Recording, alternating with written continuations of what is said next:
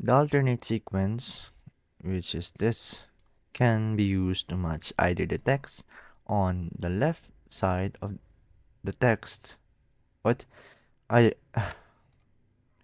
The alternate sequence, which is symbolized by this, can be used to match either the text on the left side or the text on the right side of this.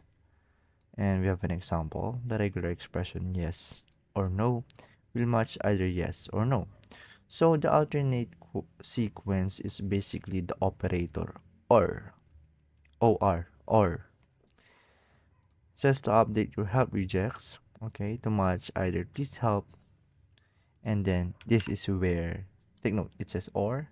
So this is where we input the alternate sequence in, right in the assist me.